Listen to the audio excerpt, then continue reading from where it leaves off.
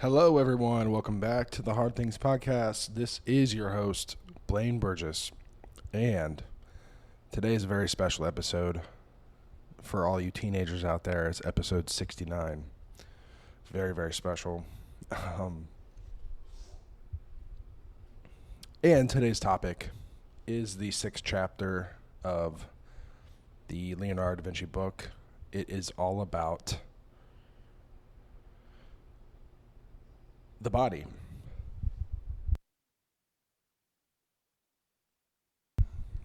Sorry, I had to clear my nasal passage real quick. For those of you who don't know,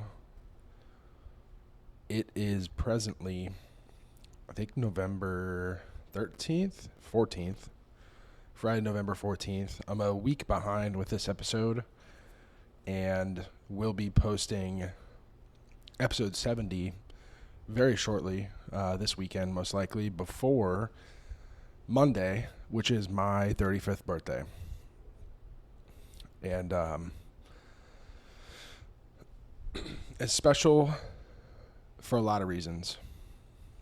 I mean, 35 in terms of weightlifting, like a lot of sports. 35 is like the masters, where the masters category begins.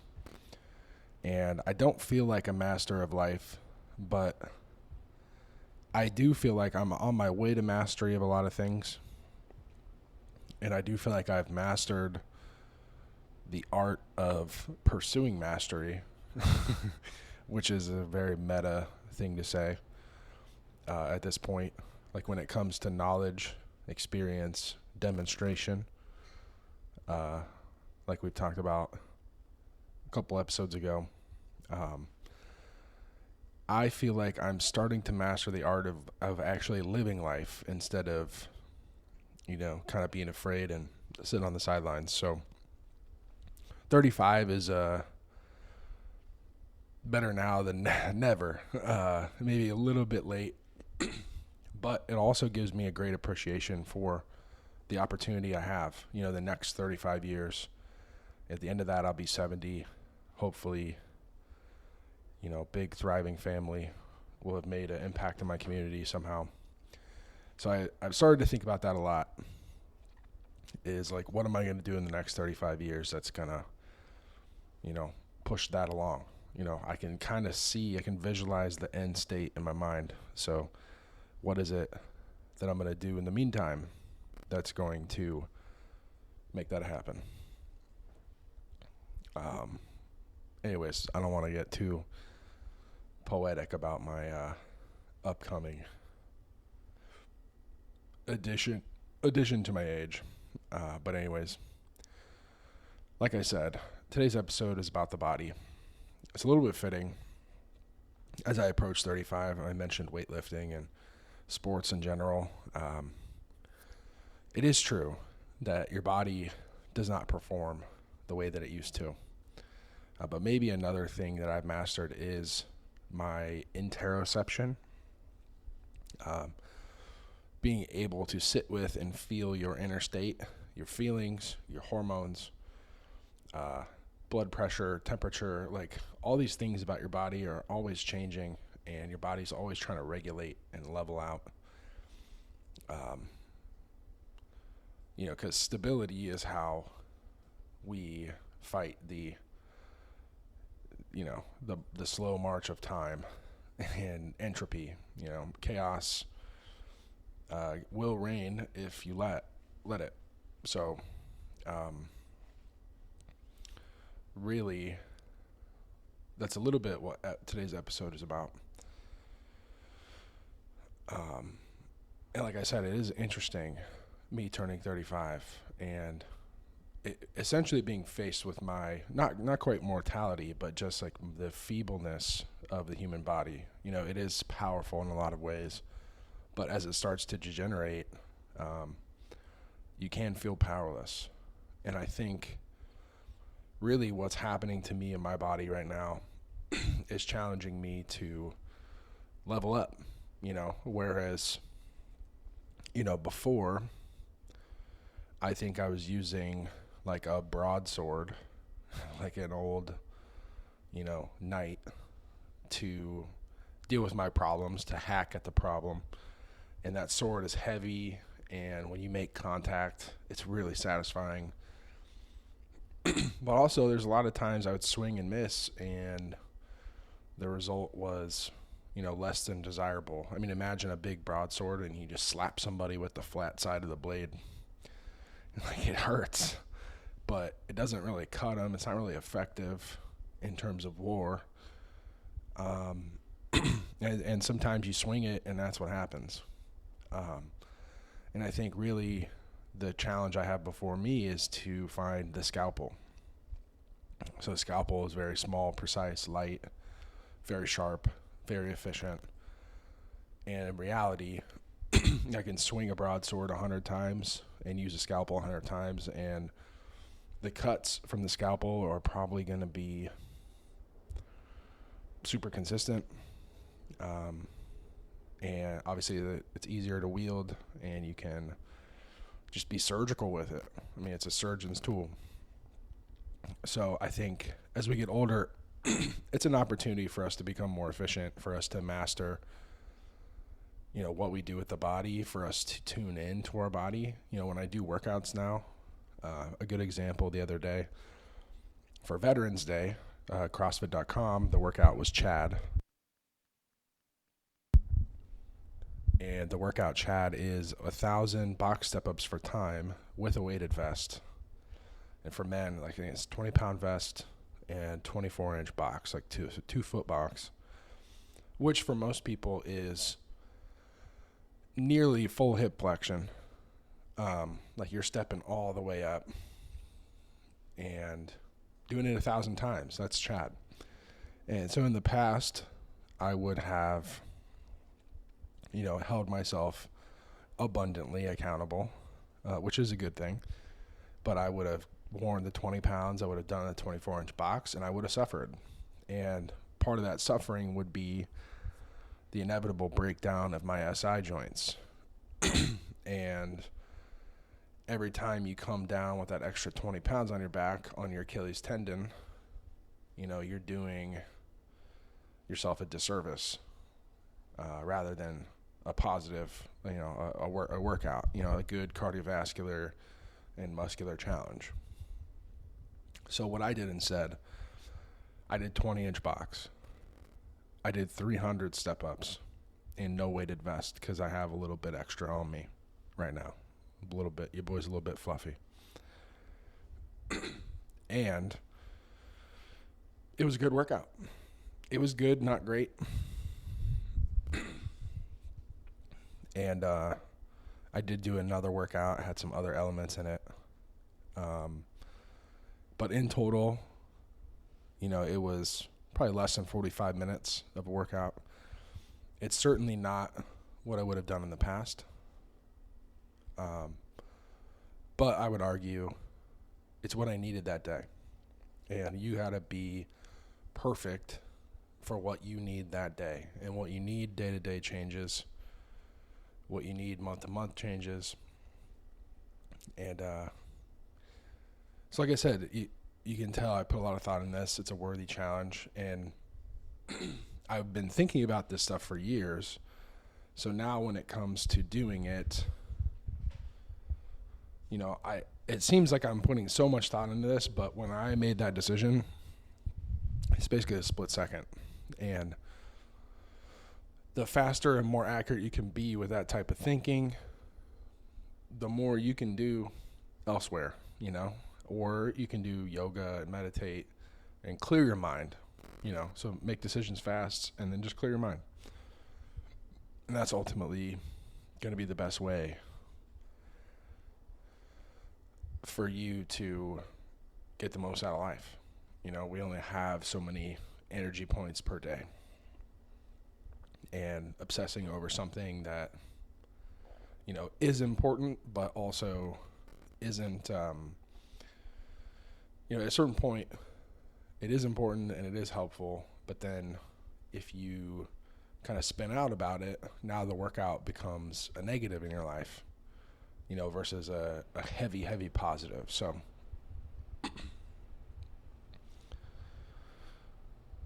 that's the kind of exercise portion. And so the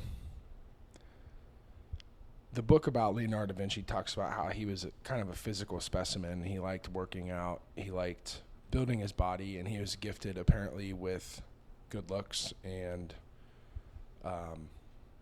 just kind of an ideal body. And it showed up in his art. You know, he would kind of, I think, look at himself and look at others and, you know, draw the Vitruvian Man.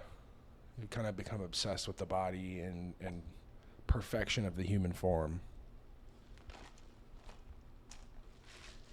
which I think is really interesting. But even beyond that, what it seemed like he focused on too were qualities of grace and qualities of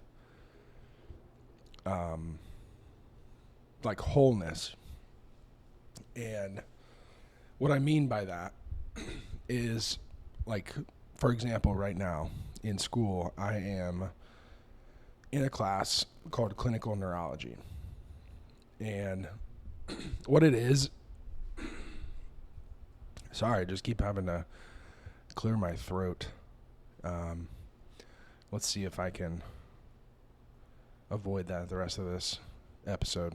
Anyways, okay, so clinical neurology is basically looking at different parts of the body and understanding where the signals are coming from the brain and the path they take to get there. So, for example, if I, flex my foot, for example, I'm moving my ankle joint. They call it dorsiflexion.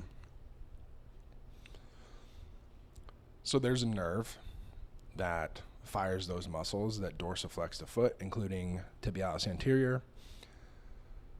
And that nerve travels up your leg into your spinal cord in the lumbar plexus. And then it gets into your spinal cord. So it's at nerve root, spinal cord. And then in the spinal cord, there's certain tracks. So the spinal cord is this like long, round worm, basically. And in that worm, those motor neurons travel down the spine to make your foot fire. And then there's sensory neurons that travel back that basically tell your body, hey, that either happened like we expected or it didn't. And then your body can do it again, over and over and over. So these electrical signals are just traveling up and down. And what's interesting is, like it's funny that I mentioned CrossFit, because CrossFit, a lot of people think of like douchey people with their shirt off when it comes to CrossFit. When I think CrossFit, I think three things.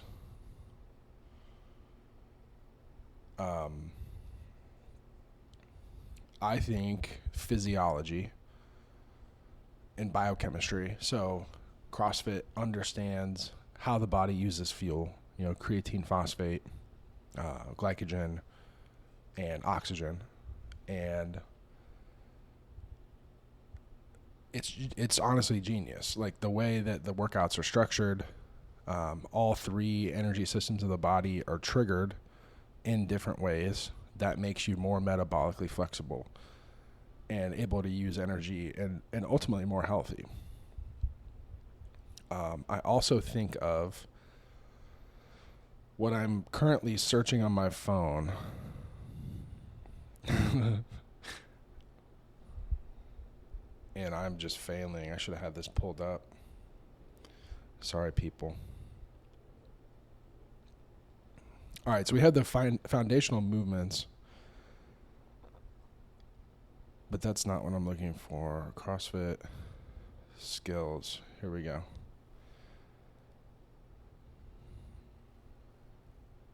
Here we go. Got them. 10 skills of CrossFit. Cardiovascular, respiratory endurance, stamina, strength, flexibility, power, coordination, agility, balance, accuracy. So what does that mean? If we go through, we talk about strength. That's like a motor skill, right? That's like your muscle being big and your brain contracting the big muscle. And you have flexibility. That's the muscle being stretchy in your brain, understanding how strong and stretchy that muscle is and if we can actually lift this weight or not. But then we get into coordination. So the strength, the motor pathway, and coordination, which involves proprioception, ultimately use different parts of the brain and the spinal cord. And, you know, you see this everywhere in nature. You can talk about it in finances. You can talk about it, you know, whatever. People, friends, whatever. Like, if you only have one friend and that friend goes to the hospital and can't help you and talk to you, then you don't have any friends. So, like, you need some diversity. You need to branch out. You need to have a solid group of, like, 5 to 10 people, you know, close friends that you keep in touch with so that, you know, if one person is kind of out of the picture, you know, if they need your support, you can support them, and you have other friends to support you, and it's like a network and a web of things. And so same thing, if someone is super, super strong but not flexible and not coordinated, that's not super helpful. Like, you have to diversify your skills and your attributes. So that's one thing that CrossFit does really well. And I think that Leonardo da Vinci ultimately tried to cultivate. And that's like, I'll say, you know, although my strength and power and stamina even have maybe reduced since my peak about 8 or so years ago, I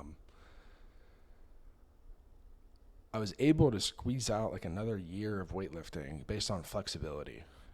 And doing yoga, honestly, it kind of scared me, because with yoga, I was able to access more energy in my body. I was able to unlock more.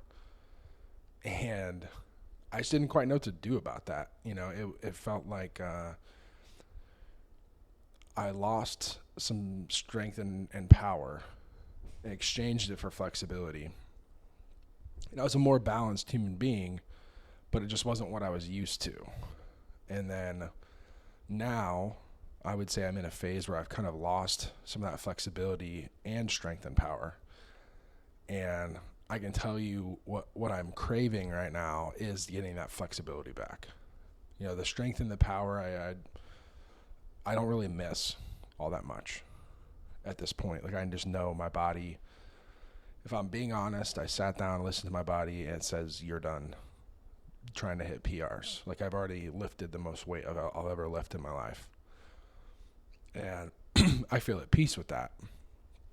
Now what I'm excited for is to feel that flexibility, that energy that I had felt before. And I think I had to accept that I hit maximum strength and power before I could kind of get back into flexibility. Like, the flexibility won't scare me now because it's actually my main goal.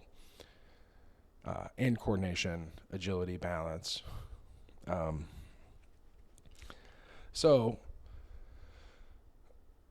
that's one of Leonardo's principles, is just kind of diversity of skill, cultivating grace, you know, graceful movement. So like I said, someone that's strong, but maybe not flexible or coordinated, you know, their movement's not going to be very graceful.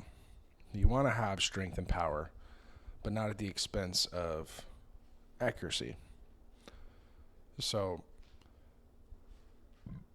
that's something really important to think about. And so the last point I'm going to touch on also makes a lot of sense. If you know anything about the brain, it's split in two hemispheres. So you have one side of your head that kind of dominates, you know, as they say, like the left side of the brain kind of dominates like the masculine, like logic, you know, order, all these things. And then you have the right side of the brain, more creative, feminine, flowing, And everyone's got both. And so for a man to only use left side of his brain is a massive waste, because there's something in that right side of the brain that needs to be expressed. And vice versa. You know, a woman has the left side of the brain and should express her kind of order and logic side as well. And I think thinking with both hemispheres of your brain, like I said, you got to diversify. You can't let any part of your brain atrophy, except maybe your amygdala, because we don't want to be overly fearful.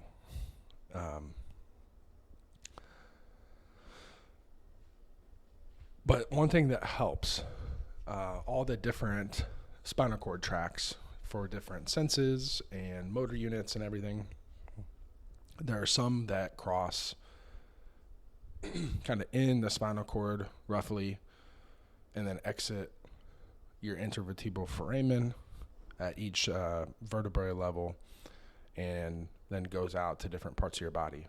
Like ribs, for example, those nerves come from the level of the spine where the rib is.